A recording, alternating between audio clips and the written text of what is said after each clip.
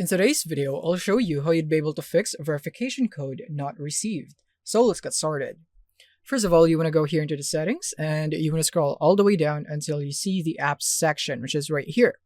Tap on it, and then from here, you want to scroll down until you find the messages app right here. So it's letter M, so it should be somewhere right here, and here it is.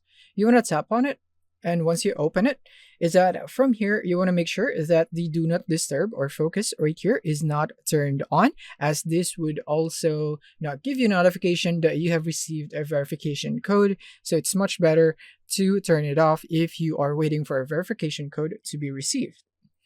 And next is that here in the iMessage, if you're receiving this through iMessage, you would want to turn this off for now if it is turned on, and then turn it back on, and then you'd now be able to see waiting for activation. You just need to wait for that. So basically what we're doing here is that we are resetting the iMessage so that it will be refreshed. And from here, you want to check your messages again and see if you have now received a verification code. If not, you can try to send or ask the bot or the website to send you another verification code and see if you will now receive it. If not, let's proceed to the next one. So you want to scroll down again. And from here, you would want to find the filter unknown senders.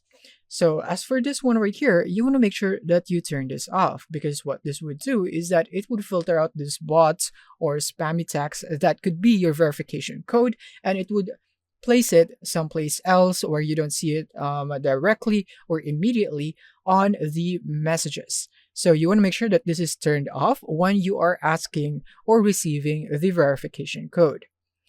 And yeah, that is basically it for this video on how you'd be able to fix verification code not received. It is highly likely that you just mess up the settings here in your messages, or you don't have a signal on your phone number. That is why you are not receiving the verification code in text. So that's it. Thank you for watching, and see you in the next one.